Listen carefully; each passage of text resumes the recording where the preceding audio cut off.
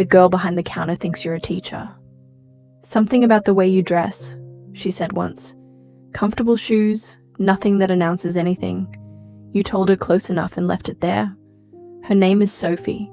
She's maybe 24, always has a pen tucked behind her ear that she never actually uses. You come in every Thursday, around 7:15. Hardware store on Elmwood, wedged between the dry cleaner and the place that's been under new management 3 times in 4 years. You pay cash. You buy light bulbs, usually. WD, 40 more than any one person should reasonably need. Your phone buzzes on the drive home. You check it at the red light on Morrison Street. Automated report. 11 storage units across 3 facilities just processed monthly billing. $8,400. Clean.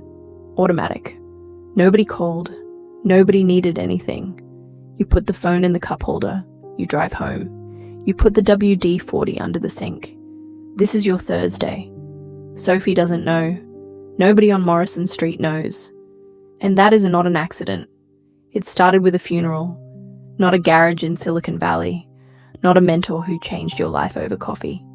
A funeral, a Wednesday in November, your mother's older brother, a man named Gerald who worked the same plant for 31 years and retired with a pension that got restructured twice before he ever touched it.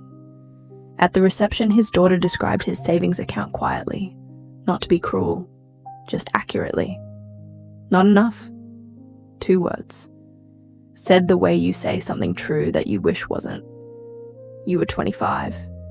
You were standing in a church fellowship hall eating a sandwich that was mostly bread, and there was something in her voice, underneath the grief, something practical and tired and slightly scared, and it landed in you like a stone into still water. You drove home and sat at your kitchen table for a long time, not with a plan, with a question. A single quiet question that had no drama in it whatsoever. What is going to exist when I stop working? Your first acquisition was a storage unit facility, 16 units in a town 40 minutes away, owned by a man named Arthur who was 71, had bad knees, and kept his books in a spiral notebook, handwritten, the 7s crossed the European way. You spent 4 months saving everything, borrowed the rest from a small regional lender, and paid $87,000 for something most people you knew would have described, if they'd known, as not exactly a plan. Arthur handed you the keys in a parking lot on a Friday afternoon. He shook your hand with both of his and said, "Take care of my people." Then he drove away. You stood there looking at 16 storage units in a town 40 minutes from where you lived. First month profit was $490 after every cost. You drove home and tried to hold on to what that felt like. It wasn't triumph, it was orientation. Like an internal compass finding north for the first time, the needle still trembling, but pointing somewhere specific. You reinvested every cent for 14 months. You told nobody, not your college friends, not your coworker Janet, who would have meant well and cost you energy you didn't have to spare. You stayed quiet, not out of secrecy, out of conservation. Every unit of attention you didn't spend explaining yourself was a unit you could spend on the next thing. By year 4, 3 facilities, a laundromat, a row of parking spaces behind a strip mall bought through a municipal tax lien process. You found reading city filings on a Tuesday night with cereal going stale next to your laptop. Nobody reads those filings. That is the entire reason they work. Here is what nobody tells you about building quietly. The silence becomes structural. It stops being a choice and starts being a posture. You develop a different relationship with other people's opinions of you. Not indifference, distance. You can see their opinion clearly from where you're standing. You understand it.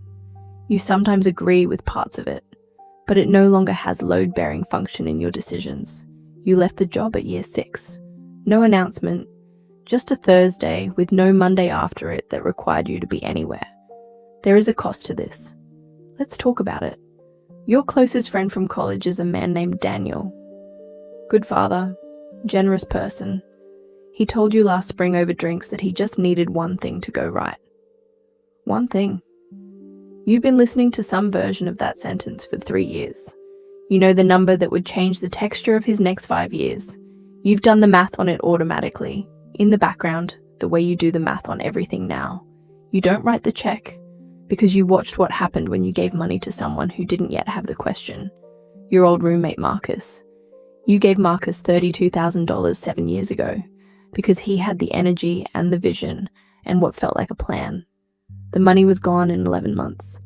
The friendship came back eventually. It came back different, quieter, with a scar on it you both pretend isn't there. Money doesn't fix the question you haven't asked yourself yet. It just moves faster through the gap.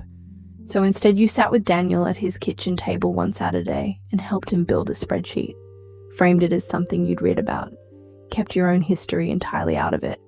You watched him look at his own numbers clearly, maybe for the first time. He texted you a week later, said he found almost $400 a month he didn't know was leaving. That text meant more to you than most quarterly reports. You're not entirely sure what to do with that, so you leave it alone. The milestone happened on a Tuesday morning in a dentist's waiting room on Fairfield Avenue, the one that always has the same 3 magazines from 8 months ago. Your accountant Carol sent the quarterly reconciliation with a note that said, "Congratulations, I think." Carol is not a congratulations person, so the I think was her doing everything she had. The number represented by any honest accounting, more than you had believed, was buildable from Arthur's spiral notebook and $6,200 in a savings account. You read it twice. You put your phone face down on your knee. The hygienist called your name. You had your teeth cleaned. You drove home. You made dinner. You watched something on television you couldn't describe the next morning. Nobody called. Nobody knew. The city moved exactly the way cities move. Enormous and indifferent and completely uninterested in your Tuesday. There was something in your chest, though. Not pride. Something older.